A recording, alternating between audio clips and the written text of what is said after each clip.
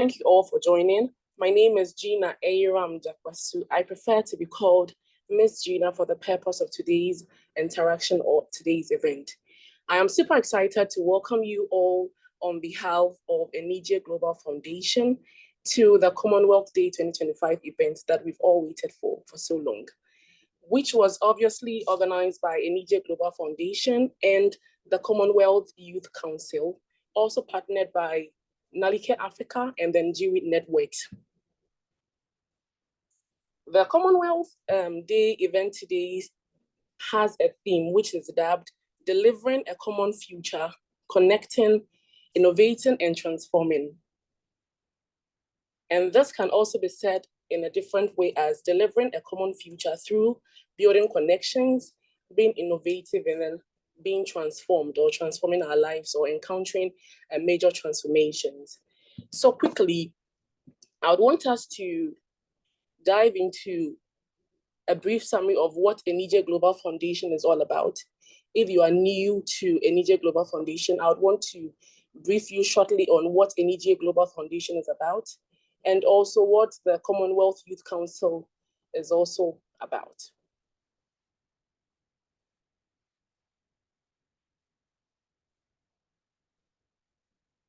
And so quickly about Anijie Foundation. Anijie Global Foundation is a youth-led nonprofit organization that empowers young women and people through education and leadership development. Anijie Global Foundation focuses on driving positive community impacts with emphasis on education, gender equality, and climate action. Anijie Global Foundation also equips young people with skills and knowledge to become leaders who can create change in Africa and around the world. Now, moving away from Anijie Global Foundation to the Commonwealth Youth Council. The Commonwealth Youth Council is the world's largest and most diverse youth-led organization, representing over 1.5 billion young people across 56 Commonwealth member countries. Over the past decade, the Commonwealth Youth Council has spearheaded initiatives to empower young people, address systematic challenges, and champion inclusion, sustainability, and leadership development. As the most diverse youth organization in the world, the Commonwealth Youth Council prides itself on its inclusive approach to youth mainstreaming. In pursuit of inclusive representation and amplifying the voices of young people in all spaces, the Commonwealth Youth Council is committed to ensuring that young people across the Commonwealth have a platform to engage, collaborate, and innovate. Given this, the Commonwealth Youth Council has invited Anijie Global Foundation and all of us actually to this event, which is actually themed or dubbed Delivering a Common Future, Connecting, Innovating, and then Transforming. And at the end of today or at the end of the event, we would also introduce to you all the Commonwealth AI Academy, which is the goodie in the box. And so the Commonwealth AI Academy will be revealed, okay? And so let's all be patient and then let's all anticipate. So before we dive into it, I hope you have your diary and then your pens ready to jot some important, infos down. Okay, so I guess we have all our 5 panels, or we have all our panel sets, and so we can kickstart. So our main objective for today's event is point number 1, to raise awareness of the Commonwealth's values and its initiatives. That's point number 1. And then the second point is to introduce to all of us on the call the Commonwealth AI Academy and its importance, like I said earlier on, as well as giving us all the opportunity to sign up to the Commonwealth AI Academy and also to highlight national efforts towards the Commonwealth and the Commonwealth shared goals. And then the final objective for today is to provide the youth with knowledge about fully funded courses available through the Commonwealth AI Academy that can help acquire employable skills. Isn't this amazing? Like I said, there's a lot for us to pick out of today's event. It promises to be educative. If you just tuned in, my name is Gina Ayo Amjakwasu. I prefer you call me Miss Gina for the purpose of today's call. And I'm currently having some network issues. That is why my face cannot show up at the time. The technical team are working on it. And so as and when is right, my face will show. So quickly, let's dive into today's event. There are some few protocols I would want each and every one of us to observe. Protocol number one, I can't really tell for our participant if you can have, or if you have access to the virtual clap or virtual hand raise, you kindly make use of those emojis so that as and when I welcome or I introduce a panel, we can all tap on the clap to welcome them virtually with a round of applause, virtually, so that I know communication is straight. We are all on the same page. And also, we should kindly use the Q&A feature for any question we have to ask. If you have any question, you kindly look beneath your screen. There's a Q&A feature. You can always input your question as and when you have any question to ask, and then we take it from there. So the questions will actually be tackled not immediately. There's a designated time for the questions. And so you input your questions there, and of course, we will attend to those questions. The session will also be recorded and available on the Anijie Foundation YouTube channel for your access. So me saying this isn't a warrant for you to, log out because you have a recorded session of the video or session of the event. All you have to do is to just stay on, but you can refer your friends who probably didn't find time to join today's event to actually check it out on the Anijie Global Foundation YouTube channel for their access. So that is it. So without saying much or without, talking too much, let's invite the keynote speaker in the person of Honorable Stephen Nyandi. Mind you, all the panels on board are honorables. And so if I refer to you as honorable, you shouldn't be surprised. We are all honorables, including our participants. And so over to you, Honorable Stephen Nyandi. If you're on the call, I would want you to introduce yourself to us all. Honorable Stephen happens to be an engineer and a technology leader. Can we have you on board, please? Over to you. Hi, and good morning. Thank you very much, Miss Gina, for this wonderful introduction and introducing us to the reason we are gathered here today. So, a lovely good morning to all our attendees and the panelists. I see some familiar faces. I would start with a question for all of us. And that question is, have you ever wondered how a single idea, when connected with the right people and tools, can transform an entire community? Maybe take a moment to think about it.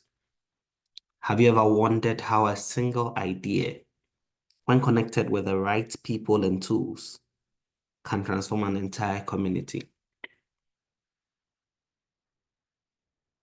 There's a story behind this question I'm asking, and the story is on Nesby Ghana's community outreach program that we did.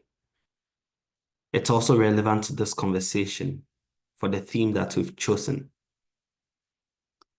In 2018, we were reached out to by the Ohene area of a community in Ghana, and when she came, she spoke to our executive director by then and said that I have a community. I need you people to come into the community. I need you to come and do the STEM projects that you are doing across Ghana. It was an interesting time because in that period, we would just go to a school, put our things there, science kits there, the children would come, they would come and experience science, they are happy, and then they'll just jump around. Now, getting into a community like that, we didn't know what to expect. So we went with what we've been doing every time. With time, whatever we're doing, they started shaping and then transforming into something else. We realized that we're not making a lot of impact as we had hoped we will. And we also realized that there were fundamental challenges that we needed to address. And so we started shaping and then changing the program. This year, the program is taking another form. And by 2030, 2028, 2030, we hope to establish a fully functional innovation center in the community. So a single idea that started with a connection, innovated, and is now transforming a whole community. It brings us to our theme today, that's delivering a common future, connecting, innovating, and transforming. When you think about it, the world is already interconnected. And in this period too, we've had a lot of waves on AI. Major phone companies are debuting their flagship models, and Google's I/O event focused a lot on AI and what it's doing. So at this point, it's not really about a future potential. It's about what's already happening across the globe and across the Commonwealth, if we would narrow it down. How are we already doing this? Now, for the theme that we've been given, I'll take out the bits on the extreme right, that's connecting, innovating, and then transforming. Then I'll come back to the general theme or the vein of the theme. So how are we connecting? I just gave you the story of the Hineyere reaching out to Nesby Ghana. But even in Nesby, there's also an innovation design challenge that we run. And what that does is it's bringing tertiary students together. They are sharing ideas. Once you connect on a particular level, then you are able to produce anything else. We've seen that there's another example in Ghana that I'll give, and it's a company called Deaf Can Talk. We realize that there's a lot of untapped potential in other places, in places that you would naturally not go looking for them. And so Deaf Can Talk focuses on people who are hearing impaired, hearing challenged, and then they are trying to connect them to the global world. They are trying to connect them to people who can hear, who can talk easily. And so they are creating tools that they would be able to understand as have conversations that flow. And that's the first point of call. When we connect, we create opportunities for others to thrive. It's not just about you. Once you connect with somebody else, the next people after you have an easy point of entry. So an example is the European bloc. Today, even as somebody in Africa, somebody in the Commonwealth, when you acquire a Schengen visa and then you go to Europe, you can move from one country to another easily. And that's what connection does. Connection opens the opportunities for trade, for sharing ideas, for innovation across. You see that in the United States as well. Moving from one part to another is unhindered in any way.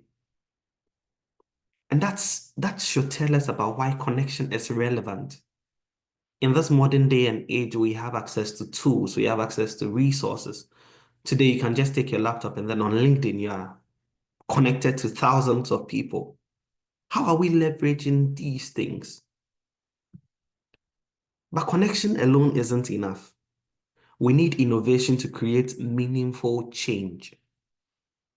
Without innovation, then yes, you are connecting to people, but then how are you helping that create anything at all?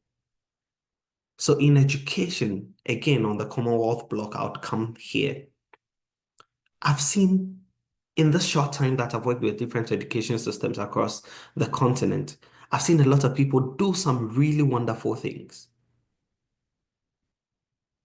How are we making sure that people in unconnected areas are getting access to the same kind of education as people in connected areas? This can be achieved by deploying AI agents that are local. It doesn't have to sync in real time. And that's the power of generative AI. It responds based on some data sets that you've given it. Now, in the aspect of health, in 2016, when I started hearing about mental health AI, and by then AI was not this mainstream, and Even at that time, there's this Ghanaian person building an AI-backed startup. Today, I see him on UN's panels for AI, and I see the relevance because he started building this thing a very long time ago. How are we going to help improve diagnostics? How are we going to improve healthcare outcomes? These are all challenges that we need to rise to. In agriculture, the just ended Nesby Ghana's IDC Innovation Design Challenge, we had 4 finalists, and 2 of those were designing AI-backed startups. One of them was looking at AI for crop detection, disease detection. There are brilliant ideas like this in the Commonwealth block. AI is already transforming these industries, so creating new career opportunities, just like the internet wave came. It came with opportunities that we didn't even know existed. Today, there are web designers, there are web developers, there are software engineers. All these things didn't exist before the world of the internet. In the same way, once AI is becoming mainstream, new jobs are being created. Today, there are prompt engineers, something that we never even thought was a thing. So how do we take advantage of things like this in the innovation space? Now, innovation also becomes meaningful when it leads to real transformation. Today, we are going to talk about the Commonwealth AI Academy and the unique opportunity that it's offering. How do we take advantage of it as youth in the Commonwealth block? Because if you fail to also be in this wave, then in the next 5, 10 years, you would really be left behind. I see a lot of countries, a lot of organizations creating new programs and policies that includes AI. So when you take China's DeepSeek, when you take US's ChatGPT, and then now the EU putting millions of pounds and millions of euros in investing into AI, we don't see anything like that when we come to Africa. And there are a lot of African countries part of the Commonwealth bloc. And so having something like this is meaningful because it gives us the opportunity to tap into that wave that's riding. The transformation that we are going to see is going to start with us, and starting today. The best time to have started was a few years back, but the next best time is now. You need to be able to, 1, create the connections that we need. 2, you need to be able to innovate. Because when you connect, then it means that you can have solutions to common problems. And I'll tell you that most of the challenges we see in one country do not really differ so much from other countries. Maybe the nuances that would be different would be the cultural outlook on some of these things. But the fundamental problems are similar. And so instead of just reinventing the wheel across every country that's in this Commonwealth bloc, why do we not consolidate efforts? And that's why the connection is relevant. It's in this connection that whilst we are trying to propose solutions to them, we would find the innovation. Because what one person would deem as innovation probably has been done in another place. So you just have to translate or transfer that knowledge from that place to the first place. Then finally, once we are doing this, once we are connecting and we are innovating, that's when we would see real transformation happen across the block. Today, I want to challenge all of us that, yes, the future isn't being built for us. If you are waiting for that future to be built for you, you would be shocked. But then it is really being built by us.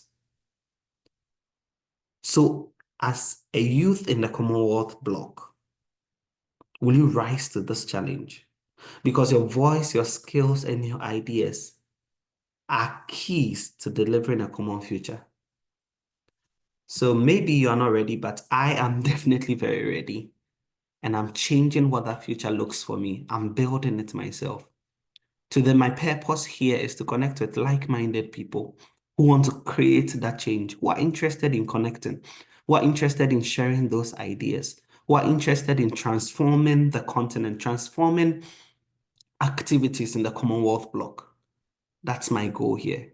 If you think you are that person, then definitely I would love to connect with you.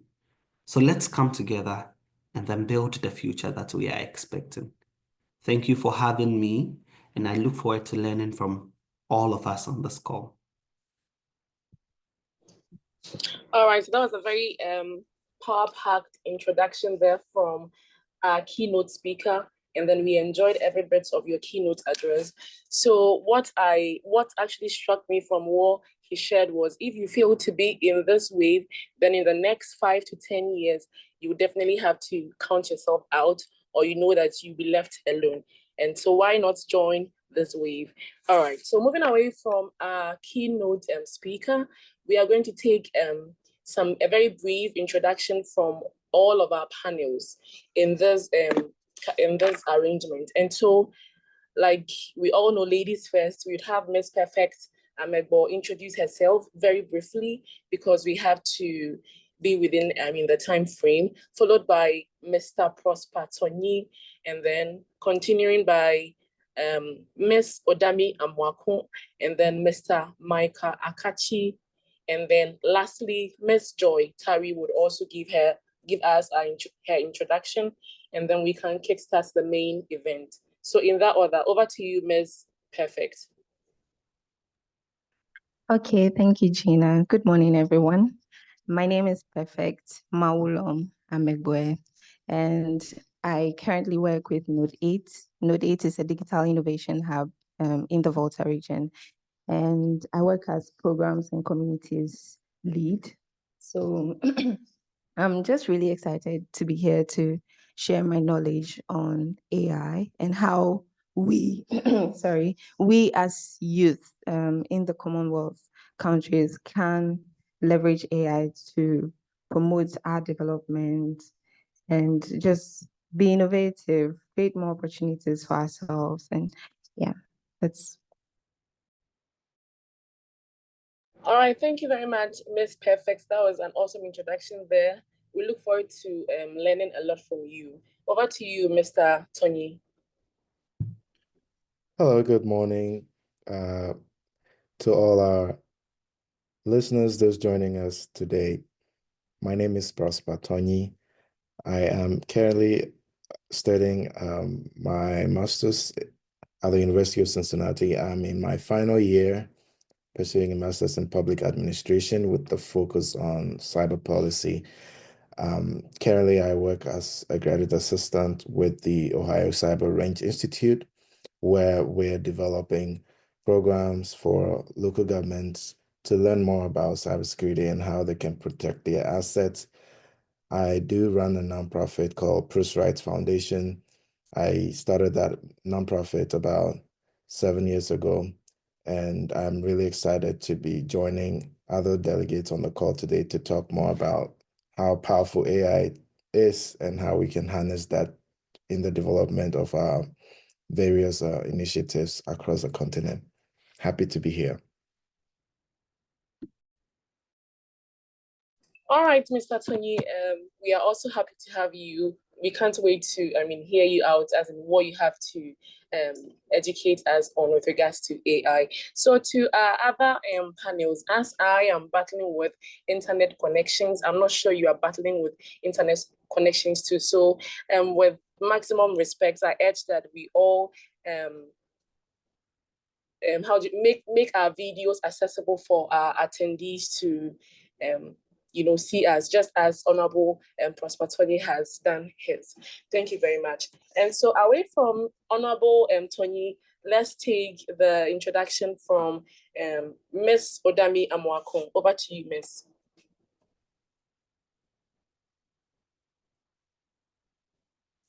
Do we have Miss Odami on the call? All right, so if Ms. Odami isn't on the call, can we have Honorable Micah Akati's introduction? A brief one, please. All right, hello everyone. I'm honored to be here. I think there's so many amazing people on this call today. My name is Micah Akati. I've been running a non-profit organization that does a lot of training for young people for the last decade called Curious Class. I'm a tech enthusiast and passionate about innovation. And I think over the last 2-3 years, I've been dabbling in a few things AI related. And I also run an AI agency, but we focus more on building solutions for larger organizations and then government institutions. So I'm happy to be here to learn and to share. I'm really sorry, but unfortunately, I can't have my video on now. So please pardon me. All right, thank you very much. All right, thank you very much, Honorable Akati, for that clarification. So I think you are from the headquarters, you are pardoned. So over to Ms. Joy. Ms. Joy, can we have you give us your introduction?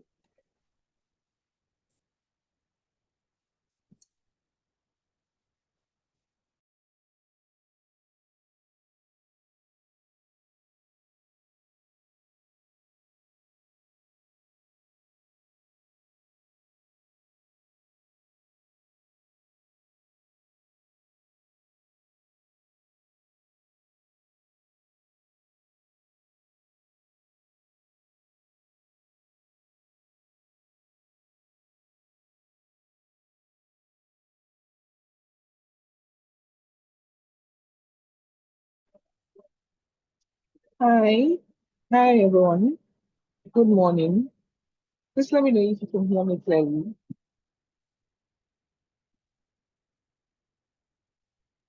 Yes, Joy, I can hear you. All right. Sorry. I had some issues with my connection, but that's fine now. I can't put on my camera right now. I don't have access to that. So if I'm given access to that, I'll do that. So hello, my name is Joy Karibakshaw. I'm happy to be here. I'm a software engineer and developer advocate. I'm also involved in lots of community building. So I would also love to call myself a community builder. And I'm very, very much passionate about AI and its impact.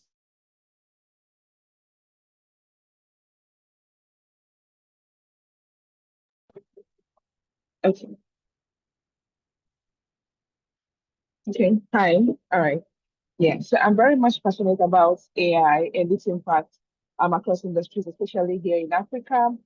And on campus, I'm the first Google Developer Student Club lead for my university, the first female actually. And I just love to get involved with everything tech, everything AI.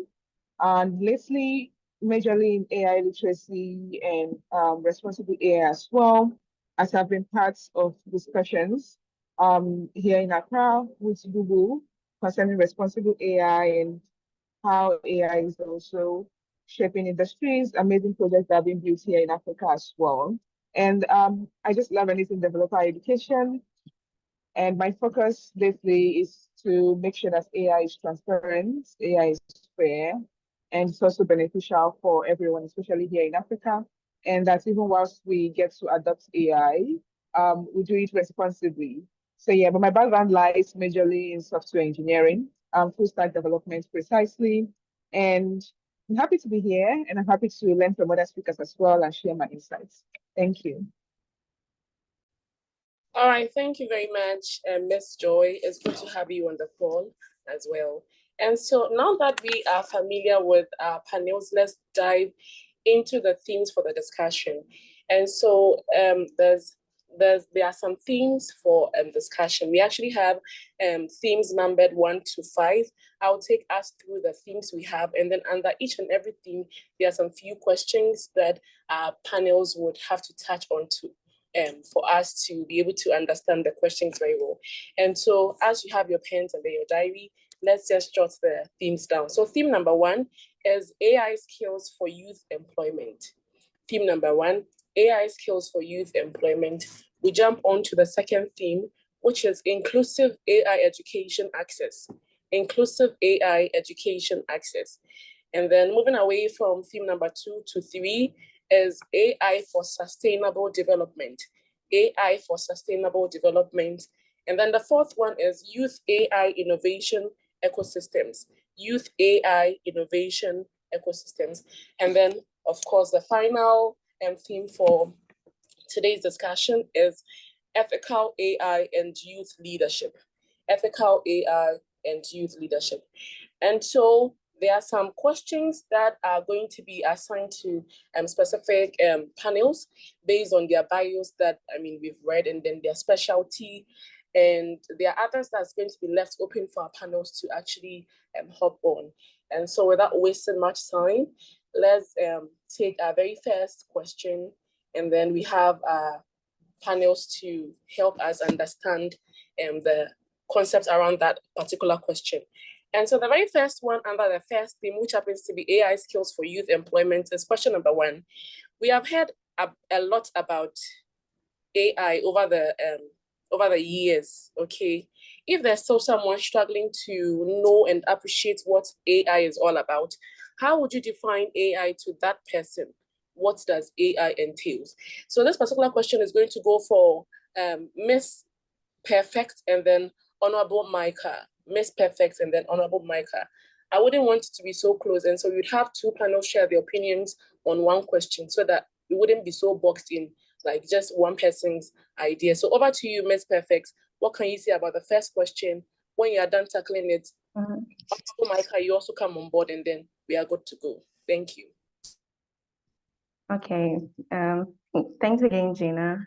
So I think of AI as a replica of human intelligence in machines. So there's a system that's designed to think, to learn, to generate ideas like we do, to be able to solve problems. And so now imagine that we have this human intelligence, my mind, Gina's mind, Micah's mind, and think of geniuses like Steve Jobs, like Marie Curie, who are not here anymore. We have their minds in a box, or we have their minds kept somewhere. So it's not just their theories or their discoveries written anywhere, but we have their minds still in existence, able to in a way that we are able to interact with them, and they are still able to reason, they're still able to give us insights into the things that we ask for, and they are still able to function, like reason and think. So Marie Curie's mind is able to still think in real time. And that's what AI is like. It's like a combination of all these minds in one place that you are able to access. And there's a lot of intelligence, there's a lot of ideas that humans have, and we are not able to execute all of this. So that we are able to put all this together, and even when we are not here, generations after us are able to have these things, and also think of it as a teammate or an assistant, or something that's able to just help you. So if we have all these minds together, it's able to think. If I am able to think and generate an idea that's at a 10, AI is able to help me get that to 100, because now it's not just my mind, it's a lot of other minds together, and it's able to help us do things faster, do things in higher magnitude, do things at higher levels than we would be able to do individually. So that's how I see AI as an assistant, as something to make our lives better. All right, that was awesome from Miss Perfect. So it's actually a combination of lots of genuine mind in a box that we can access over the period. That's amazing. So Honorable Micah, can we have your take on what AI is, and yeah, how would you define AI to someone? What does it entail? All right. I think Miss Perfect summed it up very excellently. Basically, you're just trying to teach our computers and algorithms to think like human beings, you know, to be able to understand human language, just as like human beings are. You know, when we see something, we're able to know that, okay, or this is a cup, this is a bottle, you know. We're also teaching AI, or AI basically sort of replicating those things that we could do as human beings, you know, to be able to see something, recognize it, you know, to be able to read something, understand it, to be able to act just as a human being will act, to be able to process information, think about it, and make a decision just as a human being would make a decision. But just as Miss Perfect rightly mentioned, AI probably is a few steps ahead of us human beings in certain regards, for instance, because the AI is able to leverage a vast amount of information or data, or a vast amount of minds that are available out there. And with the example she even gave with, for instance, having the late Steve Jobs' mind still available to us is very important, because sort of that's more of where we are driving towards to long term. There's this popular sci-fi show. I just can't seem to remember the name, but the premise of the whole show is that AI got so advanced, or technology got so advanced, that the way human beings think and act, your entire dreams, your thoughts, your beliefs and everything, it's able to be captured in an AI, and later on a synthetic body is created for you, and then that mind is sort of put in that synthetic body, and because it's duplicated you so well to the level of even your dreams and your thoughts and your beliefs and everything, it's almost like you continuing your life after your physical body is dead, you know. So that's an interesting take, a wild take, but an interesting take on the whole thing. But basically, in the easiest of ways to understand is, just as we have in the creation story where God sort of created man similar to himself, man is also sort of trying to replicate that and then teach machines or build algorithms to sort of replicate the way human beings think and act. Yeah, so thank you. All right, thank you very much, Mr. Akati. That was an awesome one there. So moving away from the very first question, I would want these same people to also tackle the question number 2, which is how can we translate AI skills to employable opportunities? How can we translate AI skills to employable opportunities? And so I would want Honorable Akati, Mr. Akati, to start with the second question for us, and then we take Ms. Perfect's opinion. How can we ensure, how can we leverage on AI trainings and translate AI skills to be employable? How can we leverage on AI trainings and translate AI skills to be employable? Thank you. Okay, thank you very much. All right, so I think that at the start of today's discussions, I think it was Honorable Stephen. He made some very important points, and he mentioned the fact that, you know, AI has brought about a lot of opportunities, just as we had the internet wave that came with opportunities. I think that to be able to properly leverage AI for employability, we need to understand basically a few things, right? First of all is, what are the reasons, or what are the problems that need solving to, and what are the opportunities to create new solutions, right? If a business is employing you, they're employing you probably because they have a need that needs to be filled, right? That is one. And there are other times too where they may not know that they have a need, and that's where your proposal for a solution or proposal for that skill set that you have would come in. I think that currently, in the current state of AI and the rate at which AI is advancing, and the emergence of things like AI agents and all of that, AI is not necessarily replacing all job roles yet, or replacing most people's job roles yet, but rather it's greatly enhancing, right? So I feel or I believe that people with the right AI skills would replace people without the right AI skills ahead of AI replacing those people. So you should rather think of augmenting existing job roles with the right AI skills, right? So what you want to do is, if you are already maybe studying in a particular or following a particular career path, maybe in HR, in project management, in software development, you want to look at the traditional job descriptions for these roles, and then you want to do a lot of research on how AI can enhance your performance within these roles. For instance, if you are a software developer, let's say a front-end developer, currently you might possess a set of skills in maybe Figma, React, and some other tools for building front-end interfaces.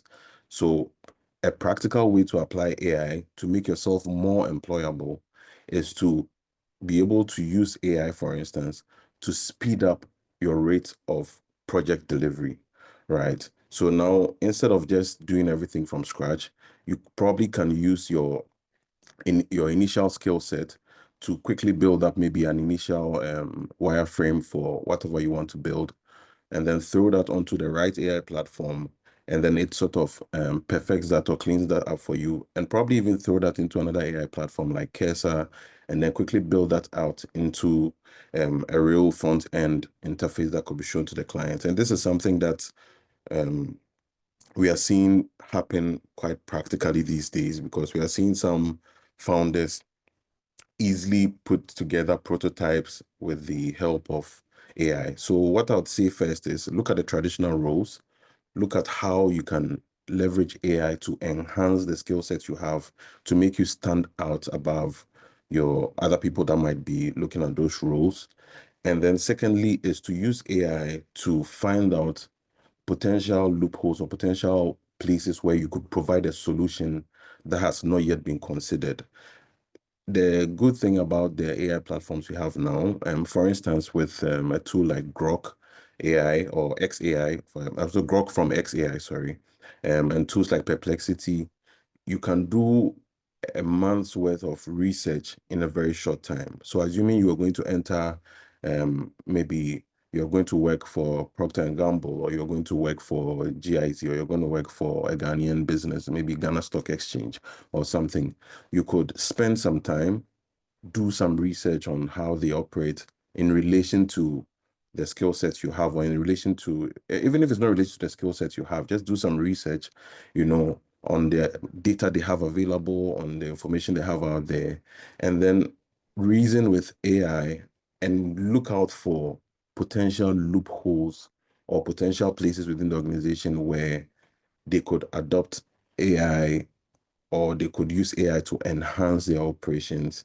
And then that gives you an entry into that space, because you can now craft a perfect solution and then pitch to them that, listen, you guys have been doing this for the last 10 years. I feel like there's the avenue for you to enhance your performance by 10%, 15%, 20% if you do A, B, C, D. Thankfully, I have A, B, C, D skills, and I think that could be of help to you. So let's take it from there. So those are the two ways I think we could leverage AI. Of course, there might be other ways you could also leverage AI, but in my opinion, I feel like these two would be a great help to leverage AI for employability. Thank you.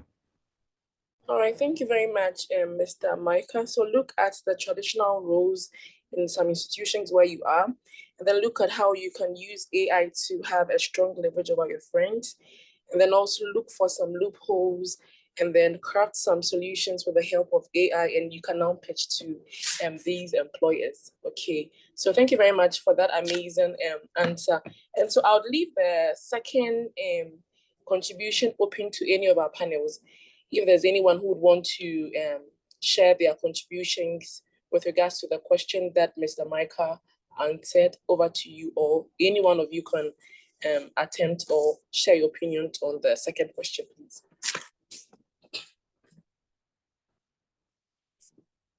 So if there's nobody available to, okay, Miss Perfect, let's hear you out, please. Okay, yeah. So I think Micah touched on a lot of things, but I also look at even applying for jobs and using AI tools to refine your resume, your cover letter, your curriculum vitae, all those things that you need to enhance your application process for the job. So aside getting the skills that make you employable, the process to even get the job, AI is able to assist you in that process, making you probably more times more viable for the jobs that you apply for.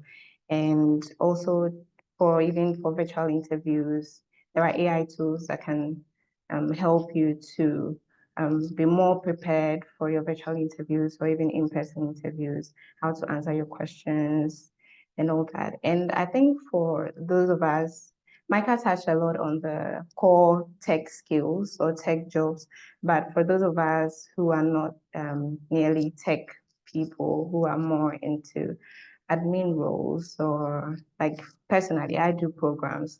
And so in my work environment, things are really fast paced.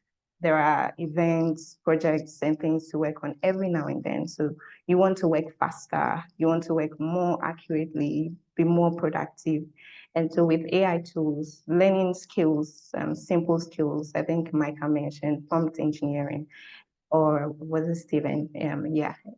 So learning prompt engineering, being able to communicate with the generative AI tools that are available to us, that is essential in any role that you find yourself in the basic repetitive admin jobs, admin tasks that you have to do in your roles. AI tools are available to help you do those things, complete such tasks, documentations, analyzing data, doing things like this. So if I'm an employer and I give you a task to do within 3 days, and you're able to do within an hour. Imagine that you're able to just use AI to complete something like that in an hour. You have more time to do other things. And so I think aside the being inventing solutions to problems, identifying gaps and all that, you also need the basic AI skills to enhance the jobs that you already have. All right, thank you very much, Ms. Perfect. So you can enhance your applications with AI. Those of us who have problems with maybe employment, wanting to get employed in some institutions and you don't really know how to go about your application, you can always enhance your application with AI, preparing for virtual interviews there are AI tools which can help individuals who have challenges or who are preparing for virtual interviews. And then being able to communicate with AI tools helps you to be able to complete huge tasks, in few seconds. And that is for those of us in admin. So that was an awesome point from Ms. Perfect. So do we have any of our panels who would want to touch on the same question? If not, we move on to the second theme or the next theme. So 1 minute or some few seconds, you raise your hand and then I call you. All right, so moving away from the first theme and then straight into the second theme, we have AI sustainable development. AI sustainable development. How does the application of AI impact sustainable development positively, and how can the youth contribute to national sustainable goals? How does the application of AI impact sustainable development positively, and how can the youth contribute to the national sustainable goals? So can we have Ms. Odami? Is Ms. Odami on the call? All right, so any of our panels can just raise their hands virtually and then I call you to answer. AI sustainable development. All right, so Honorable Tony, can we hear you out? Well, thank you very much, and a great thank you to Perfect and Micah for sharing their perspective on the first two questions. So, they've really delved into it, so I didn't have so much to add. So, the sustainable part of AI, most of us on the call may have read about the Sustainable Development Goals and knowing very well that these goals over the years had gone through different phases.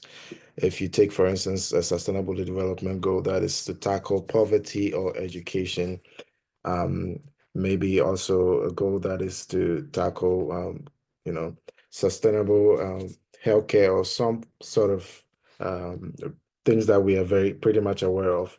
There are limitations that make these things very difficult. So developing tools, AI tools that help to significantly improve on the delivery of these projects makes things much easier. So take, for instance, if we live in a community where getting access to electricity becomes very difficult, and you take a startup that is developing an idea to improve on energy distribution within those areas, they kind of come up with concepts, solutions that develop smart grids to help with the community having light all across.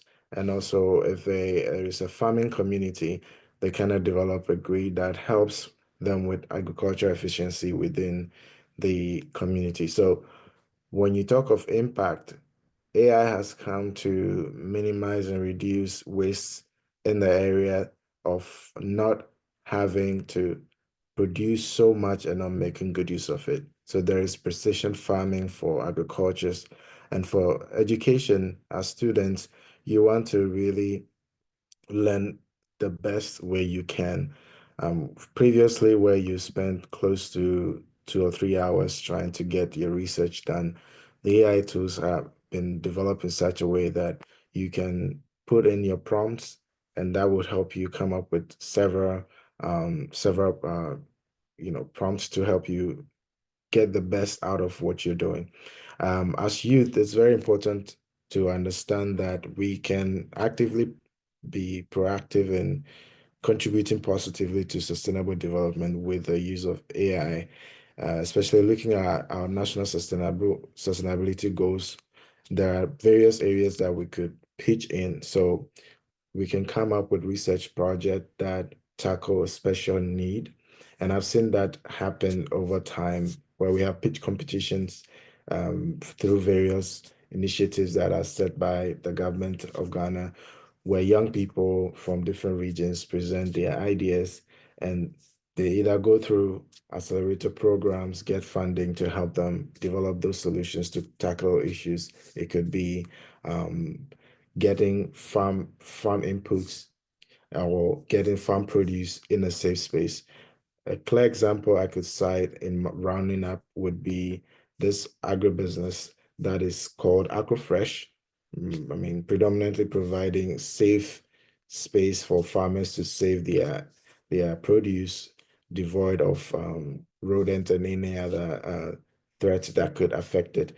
And that project is very novel, and I see it to be growing rapidly. And so for our national development, we need to look at various initiatives that could help minimize waste or reduce waste. And by so doing, we'll be able to close that gap and help in sustainable practices across. That will be my contribution on this question for now. All right, thank you very much, Honorable Tony. That was very educative there from you. And so we take, it's still open, so any of our panels can raise their hands virtually to tackle the question. If not, we move on to the next one. So over to you, Ms. Joy, can we hear you out? Sure. Thank you so much for the opportunity. The speakers have really done so well so far. I've learned a lot. And Tony already elaborated on most of the important aspects. I'd just love to add that I really love the fact that AI is so diverse. I think that's what makes it so efficient, and that's what makes it stand out as well. Because we have 17 SDGs. And looking through each of the sustainable development goals, there are definitely ways that AI can come into play, because we have less than 5 years. So 2030 is just close by, and we still have lots of work to do. We can see AI playing important roles in healthcare, for example, we assisting with diagnosing diseases, assisting with predicting outbreak, right, or predicting treatments that should be given to a particular symptom that a patient have. I will see that healthcare is one of the huge issues we have here in Africa. The rates of patients to doctor is really poor. So AI could definitely help in this aspect. And I've also been part of meetings and organizations where AI is being used to address climate. So, climate change, helping to monitor deforestation, helping to even predict natural disaster in certain areas in Africa. And that's also huge. And with respect to education as well, because I really love to touch on that aspect, you can see that AI really helps with education. Almost every platform I go on there to learn, they have a chatbot or an AI assistant there. I could easily ask questions and get answers in real time. And that really helps me be able to learn a lot within a short span of time and not maybe having to wait till the next weekday to meet with a tutor, right, to understand a particular concept. And how can youth contribute? As long as most people are actually building, most of the youth are building amazing and intelligent solutions out there to tackle problems they have in their communities. And I'd love to touch on that. It's important for us to also focus on developing AI solutions for local problems. So you can identify what your community is, facing, the issues they're facing. You don't have to maybe categorize it worldwide or statewide or countrywide. You can start within you, within where you are, what community, what group are you part of, and what issues are you facing, and how can AI come in to help make sure that those issues are being solved. And then you can also involve in research, because research is one of the huge aspects that contributes to how much focus we have to a particular aspect, right? How much focus we have with regards to building solutions. So you can also focus on research and also advocacy as well. Advocacy in the sense of making sure that even if the solutions are being built, they are being built responsibly. I think we are going to definitely talk about that later, but they are being built responsibly and for the right people. They actually tackle the right problems, right? They provide solutions to the actual problems. And then lastly, I'd just love to say, youth of these days, not everyone might be inclined to building. So you can also contribute by volunteering. So volunteering to the good cause, to AI for Good programs. You can join communities like this. You can be part of talks like this.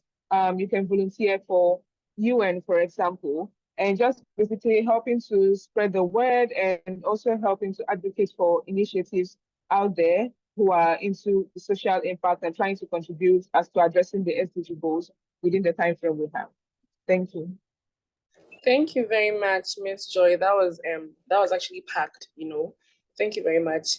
I'm actually enjoying every bit of today's segment and then the answers from our panels. I hope our participants as well are also having a good time with us all. And so moving away from this particular theme, we jump on to the next theme, which is inclusive AI education access. Inclusive AI education access. How can we ensure inclusive AI education access? How can we ensure inclusive AI education access? Any of our panels can hop on the question and then give us their contributions on this, please. Okay, so I just want to give that question a lot of contribution as well. So as you all know, we need to define the word inclusion. I think sometimes we get lost in how we, find a way to fine-tune whatever tools that have been developed to serve the need of everyone. So across every country, there are a number of people that may not have free flow of access to tools as we do have it. So if you have a computer, you have a laptop right in front of you, you have your hands, you're able to type on the keypad, you're able to use Siri if you use an iPhone to send a voiceover for it to help you navigate things. Some people may not be able to access those tools. They may have accessibility challenge. They may have accessibility need, as we call it. Some may not be able to hear. It becomes difficult for them. So tools need to be developed to help them be able to navigate those areas. It's very important for folks that are developing those tools to be very intentional, because when you're developing tools, you want to put into perspective how many people who by sheer reason of not having these tools, what would that mean to their world of work? So I've seen a tool that has been designed to help a blind person be able to navigate their way around when they sense danger approaching to them. That tool is inclusive to the best of my knowledge because an able person wouldn't need that tool. However, such a person with special need will require such a tool to make them really work. And in order for tools to be very inclusive, it starts from implementation from government adopting such tools in, because if these tools are not really adapted really well, it doesn't serve the need of everyone. Now, AI tools are accessible by anyone. And so when you don't see the value and essence of having those tools and adapting them into your day-to-day activities, it makes living or makes life very complicated for people around. It's also very important to experiment some of those tools to see what are the biases, what are the complications that these tools pose to people. And for young people, you want to ensure that they see both sides of the tools that they are using so that it doesn't affect the way they think generally, because AI tools can fail at a point. But if you kind of look at how to design this tool to fit for almost everyone, we are able to address some of the bias challenges that could happen. And then we hold people accountable for the kind of tools that they are designing. If there are flaws in there, we can kind of take them on. I would want to give opportunity to someone else to also chime in at this point. All right, thank you very much, Honorable Tony. So if there's any of our panels who would want to still throw more light on this particular question, the floor is open for you. If not, I'm afraid we jump to the next theme. Okay, I just wanted to add something brief on there. So we have to also come back to reality, like drive ourselves back to reality. We're in Africa, and there are limited tools, just like Toyin has said. We can't approach AI the same way others are because we're in Africa, right? So other continents might approach it differently because they have access to some of these basic tools, but we do not.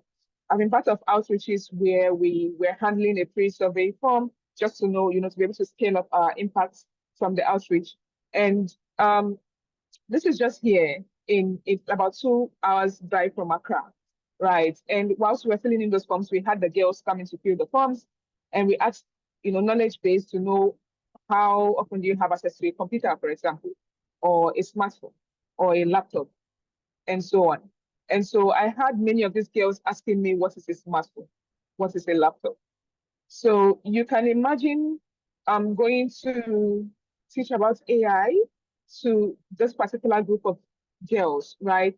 When they do not even know or have access to the basic necessities that require them to also learn, right? So even whilst we are building, the inclusivity shouldn't just end in the tools we are building, but it should also span across having to make sure that these measures are available for them, the infrastructures are available for them.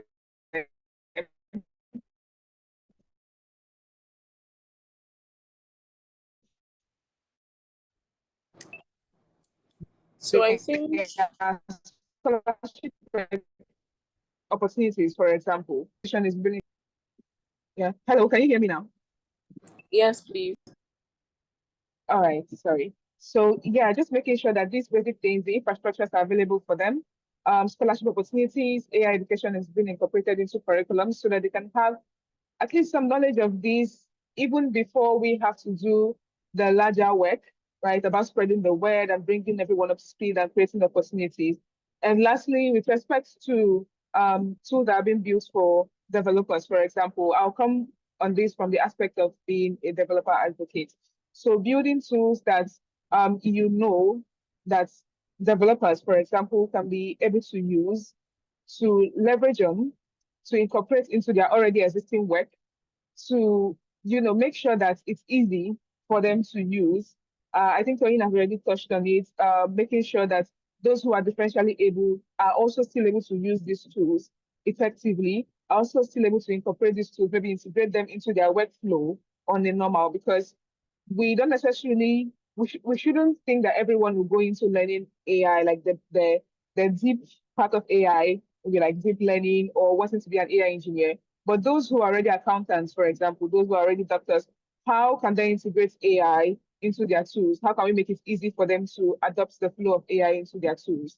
Because in Africa, everyone sees AI like something that's so big and something that's scary. But how can we make it easier for us to adopt? Yeah, so I would say building tools that are easy, also spreading the word as well, or helping to teach others, because that's also part of education, helping to teach others and making sure that your product is as inclusive as possible. Thank you. All right, thank you very much, Miss Joy. I saw Miss Perfect hands raised. Has your point been said already? Can we move on to the next theme, or you'd want to share your thought? Yeah. Sorry, let me just add up quickly. I like that Joy mentioned the outreach program and infrastructure. We do a lot of skills training programs, digital skills training programs. So there was a similar case where one of my colleagues went to 2 different senior high schools to introduce them to AI. And yeah, both of the schools are in the Volta region. And in one of the schools, when there was time for question and answers, the questions were around what's the full meaning of AI, as in explaining the acronym, what's the full meaning of ChatGPT. And although this isn't wrong, but it tells you the thinking pattern. In the other school, they're asking questions on how we can use AI to do this. I want to use AI to invent this. So it tells you the difference in the thinking patterns of this different schools and their exposure to these things. So I think making access to internet and making it affordable. So I'm happy that this government has talked about reducing data costs. Hopefully that's something they would do.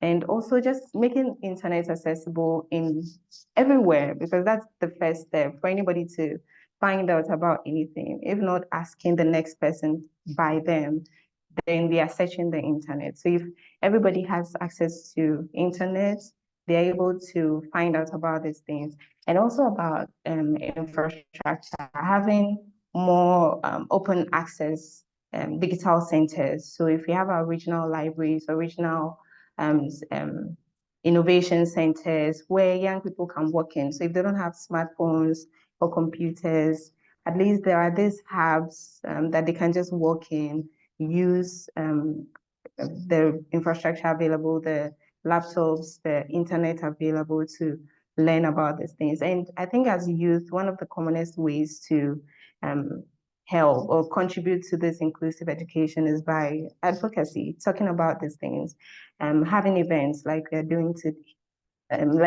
today, and just talking about it on our online platforms, letting people know about AI, the things we are able to do with AI. And I think that would reach a number of people.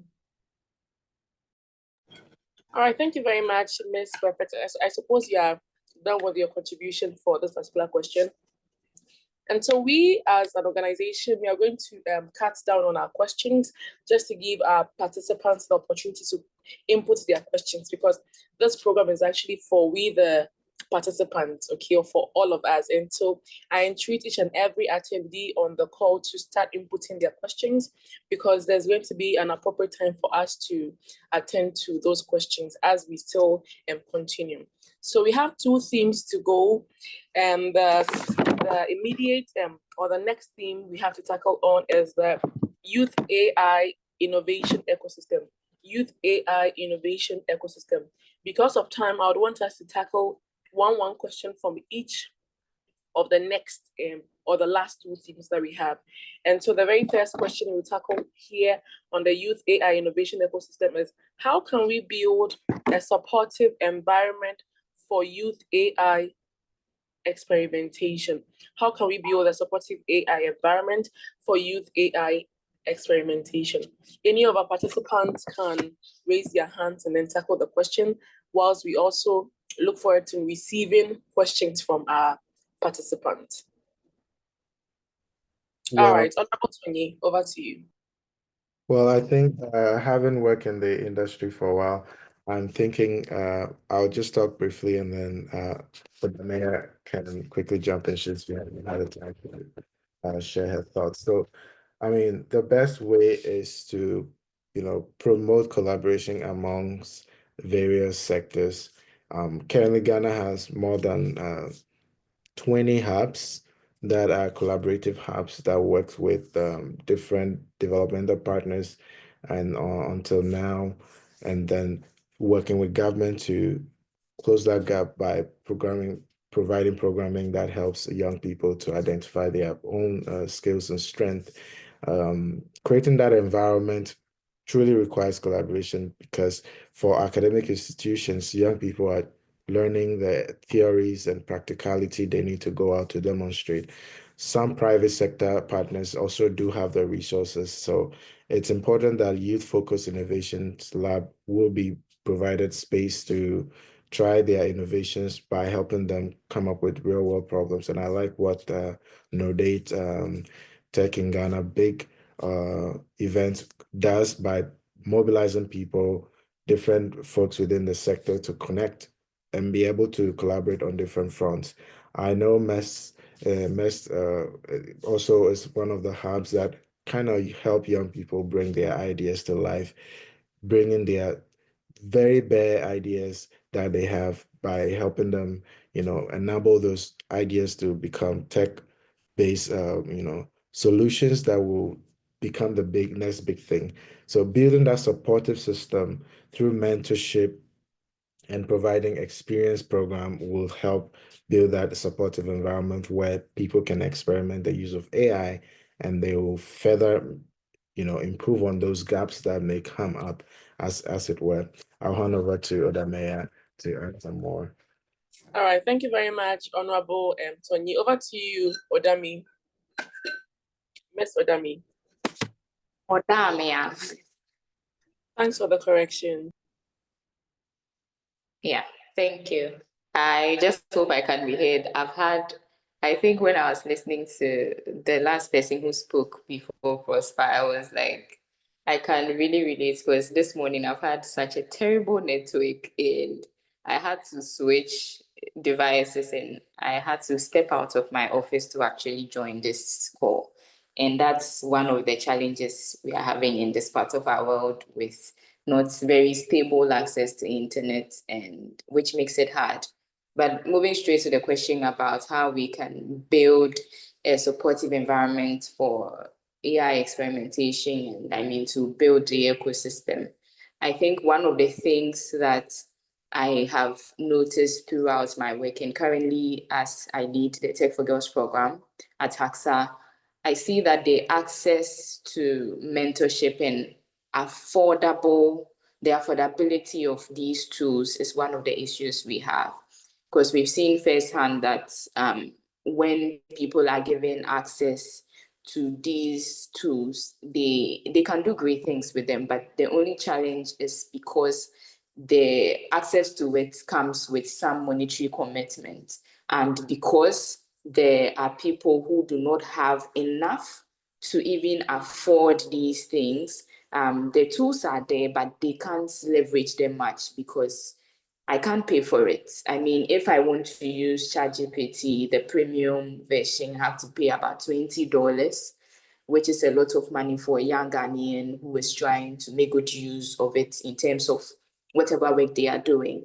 So I think that the accessibility is there. I don't think we have a problem with accessibility. The only problem has to do with the cost it comes with, because if they are affordable, if the people can access them, maybe if there are systems that can be put in place for students, for people, and even sometimes when you want to apply for some of these funding opportunities, the processes you have to even go through to gain access is also a challenge, because I mean they would require you to present a lot of documentation and all of that. And young people, startups, for instance, do not have those sophisticated materials and information to actually give to have access to some of these tools. And that is what makes it hard for people to actually benefit and to support the environment for them to do that. I think the second thing I want to talk about is mentorship. I believe that people can do better with things if they have individuals that have used them and can assist them through it.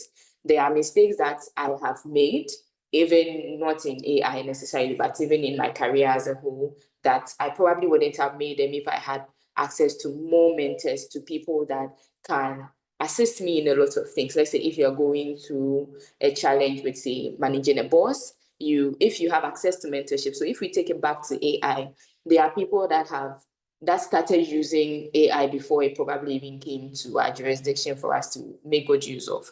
If we have access to mentorship, have access to the human capital, the human resource to actually invest in making sure that young people understand how to. There are people that know that, okay, there's ChatGPT, they can use it for assignments, but they don't even know how to put in the prompt. And people can get access to these things if there's mentorship. If there are people like Prosper, there are people like Stephen on the call, everyone who can give their time to help other people to understand how to leverage these platforms, it would create that supportive environment. I think the last thing I would want to touch on, which I think maybe has been spoken about, are these hackathons, these incubators, because I believe that these are the things that would bridge the gap. We can continue having these conversations every now and then, but if we do not implement some of these spaces to incubate some of these things, to help people to know that, I mean, you can use AI to create a video, you can use AI to do this, and then have people who dedicate their time to actually ensure that people understand and use. Because there's a thin line between understanding and usage. There are people that understand that AI can do these things, but they can't use it. So there has to be that thin line has to be cleared so that people know that this is what I can use it for and this is how I can. So the what and the how has to be worked on. And I believe that if we are able to create these opportunities, there would be that environment for young people to actually make good use of this, so that like we clear all these barriers and helps young people to experiment. Because when we learn about these things, we realize that young people do not lack the ideas, they just lack the resources, the funding, and the mentorship for them to actually use. All right, thank you. All right, thank you very much, Odamia. I hope I got the pronunciation right this time around.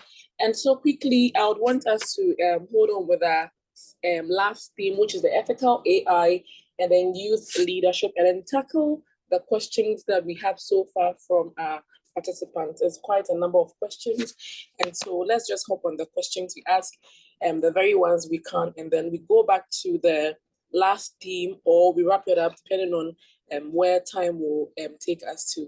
And so the very first question from our participant is, beyond the technical definition, what do you think is the most misunderstood aspect of AI that prevents people from truly appreciating its potential? Beyond the technical definition, what do you think is the most misunderstood aspect of AI that prevents people from truly appreciating its potential? Any of our panels can tackle the question. I would want one person to actually sum it all because of time, and then the next person will take the next question. And so the two hands up, you should deliberate on who is dropping one and then who is staying. Thank you very much. Over to you, Mr. Tanyi. Well, Odame, I just wanted you to talk a bit more, but so I think based on the question, beyond the technical definition, I think one of the big misunderstood concept is AI. AI is complicated in its sense. I think AI isn't when you have some tech knowledge. And another thing has to do with the safety or how safe AI is for use. I mean, I've been using different tools, AI tools, to do different kinds of activities, and I've seen when you understand what you're using the tool for, it makes it very simple to appreciate the potential in the tool. I think the basics here is education and giving the tools to people to use. So if People are not getting access to the right AI tools to help them do basic things like, editing their CVs and modifying their cover letters, or using prompts to help them, navigate some things they would want to easily solve. It becomes very difficult for them. And that concept and notion is there that AI is here to take our jobs away. AI is here to enhance our work. So that those, aside the technical definition that we know of, there are other gaps that could be access to the tool generally as a gap, making it difficult for people to appreciate what the potential of AI could be if we harness it and make good use of it. Over to you, Odamia. All right, and so I think because of time, we'll stick to Honorable Prosper Tonye's answer to those particular questions, because we have quite a number of questions to be tackled. However, I'm going to scrutinize the questions because it looks like some of the questions has already been answered. And so if you just tuned in with your question, I'll scrutinize and then pick the questions that I feel has not been tackled on yet. And so if you just tuned in, a recorded version of this program is actually going to be uploaded on the Anijie Global Foundation YouTube channel, where you can have access to refer to the ones that we've already touched on, so we don't really waste much time. And so moving on to the next question is, in your experience, what's the most effective pathway for someone to move from basic AI literacy to actually securing employment in the field, especially in regions where AI adoption is still emerging? Is the question clear? Any of the panels can tackle the question, please. You raise your hands virtually and then. All right, over to you, Ms. Odamia. Right. I think that one of the key things that has to do with employment in general, and I don't want to even limit this to just AI, is that you need to understand the terrain you are entering. You need to know that this is how things work in whichever space. So that's the basic thing that I think I don't want to even limit it to AI. In every space you want to enter into, you need to have the understanding of how things work in that terrain. So let me just use Ghana, for example. One of the basic pathways, I believe, like if you want to secure employment, is to learn. You need to learn. You see, there are times that sometimes people would say that people want to recruit people that have 10 years experience for certain things, and they do not give opportunity for younger people who have 1 or 2 years experience. I sometimes disagree with some people that say that, because I'm currently working in a space that I don't have a degree for it. I do comms and I studied pharmacy, and I'm now studying law. So I do not have any background in comms, but that is what I do. And when I applied for my job, one of the things that made it easy for me to get it was the experience I had.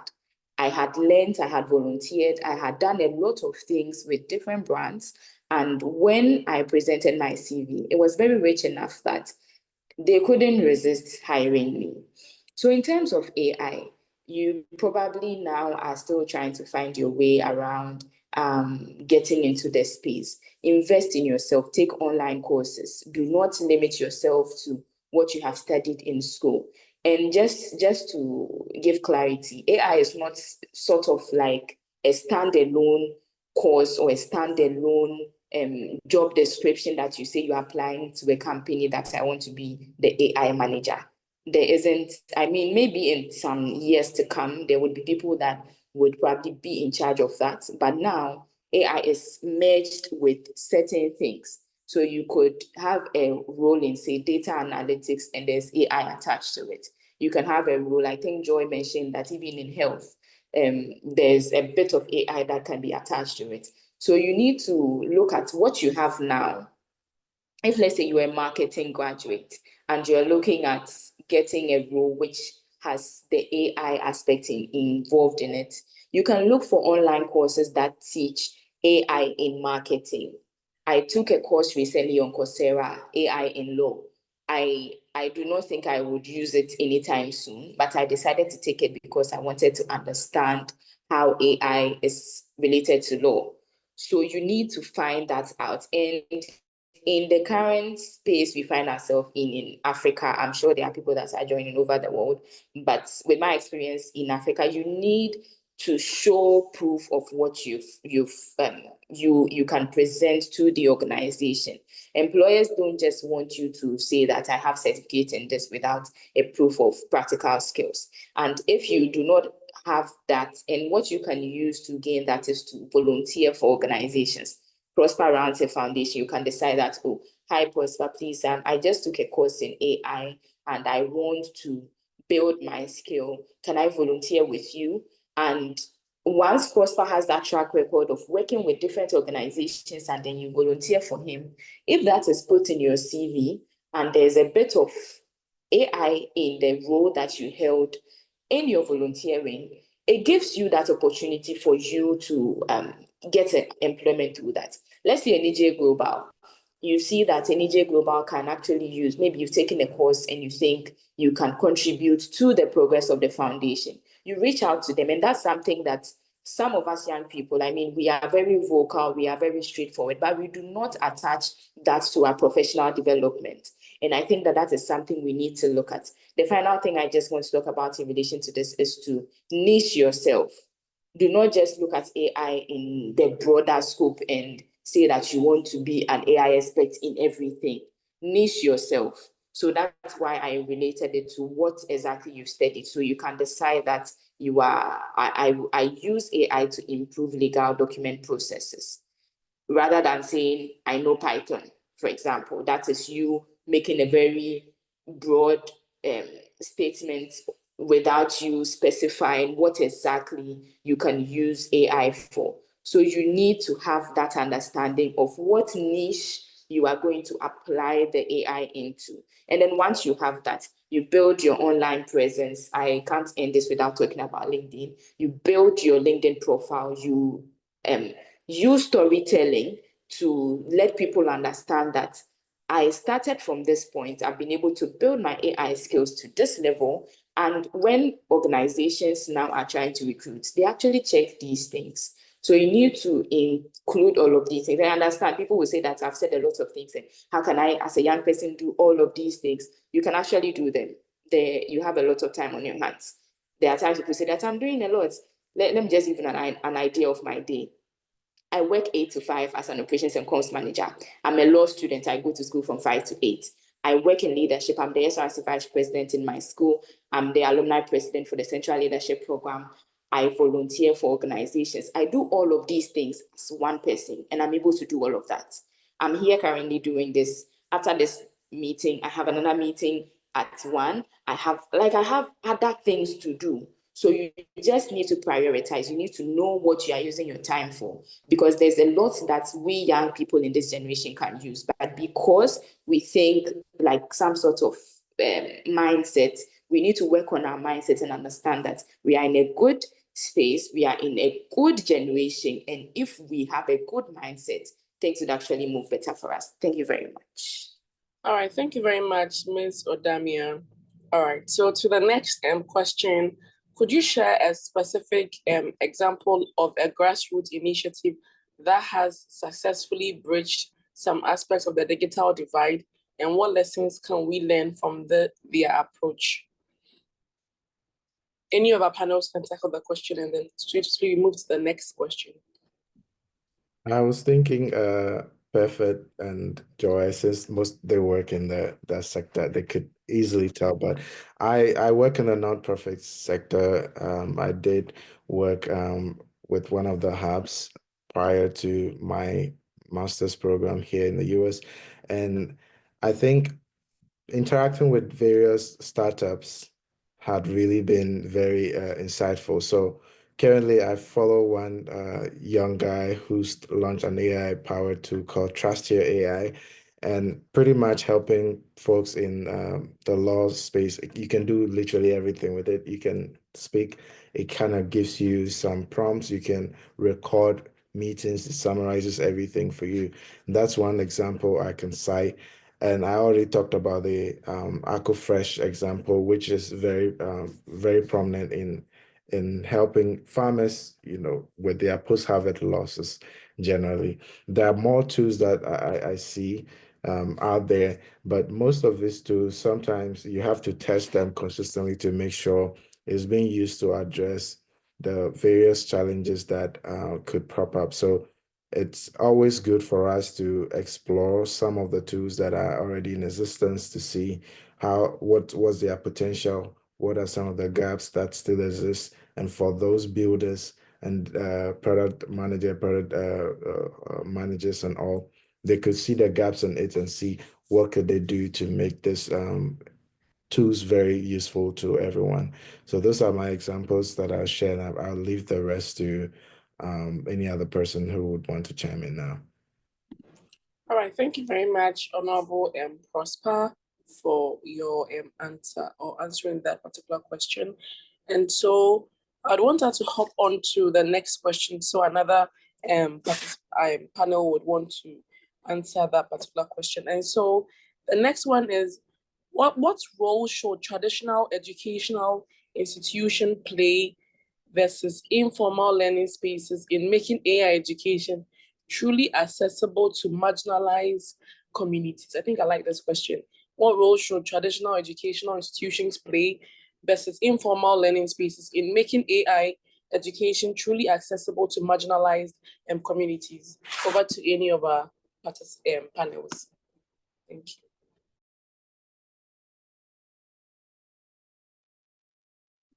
So I think the question, I'm just going to go through it. Can you repeat that question again? I'm looking at what should, trying to see if I have the question. What role should traditional educational institutions play versus informal learning spaces? So I think one thing that we are missing out here, which I personally think we should do, institutions are way behind. If you take the likes of Ashesi, there are a number of things that I know Ashesi would do. They run programs in engineering, business, and all other. Recently added a law program. Definitely, that institution is far advancing and providing the resources and tools to meet the gap. There is Academic City as a traditional university or institution that is also creating spaces to close that gap. As to AI education, I'm not too certain that we do have a lot of tools for that. For marginalized communities, we talk about women, we talk about young people that may be disadvantaged from the divide, not having the tools. This is the time for nonprofits and organizations that work in community-based initiatives to bring those tools to them. Because if you as an institution or an organization, you know that you work with young people in rural Ghana, some part of the country, you can tell that these are the challenges that they have. So you build tools, education tools like, oh, let's have a software that helps this community learn a trade skill or do A, B, and C. This is a way to bridge the gap. So collaborating with TVET organizations or technical vocation institutions that provide the informal way of learning will also help young people, be able to not be left behind, marginalized groups to not be left behind. So I think for traditional rural education plays much, they need to revamp their curriculum generally to meet up with the current demand in the skills gap. I would just want to share a statistics in brief to run up what I'm trying to say. So in a survey by the World Economic Forum, it has indicated that 70% of young people consider career in AI or data science, right? And they are desiring those skills, and there is that trajectory of growth in that space. That means that for any marginalized group, there needs to be the positioning by government and institutions that will help them want to be interested in such field. So it's not to be left behind for just an individual few, but institutions should be intentional about providing the space and making AI, learning AI very swift, that young people would be excited to want to be involved. That would be my last contribution on that for now. All right, thank you very much, Mr. Prosper Tonyi. So I can see Joy Tari's hands raised. So over to you, Ms. Joy. Let's hear you out. All right. So I just like to touch on something important because I tend to see that when it comes to the marginalized communities, right, we go for outreaches, but then we go for these outreaches, we go to a particular community once, and then we're no longer going back there for like 6 months to a year. So I don't see the relevance of us just having to show up once and maybe stir up the interest of those who are interested, those youth in the communities. And then we don't go back to assist them with anything. We just, go to make the knowledge known. While that has a role to play, I think investments should be heavy when it comes to the marginalized communities. There should be lots of investment in terms of infrastructures. There can even be scholarship opportunities. Um, Scholarship can even be given for courses. It doesn't have to be maybe a 4-year degree. It can be for a 3 months or a 6 months AI course, right? That would do a whole lot of good. And then for universities, I think traditional schools should majorly focus on incorporating AI into their curriculum, even if it won't be in their curriculum entirely, at least for now.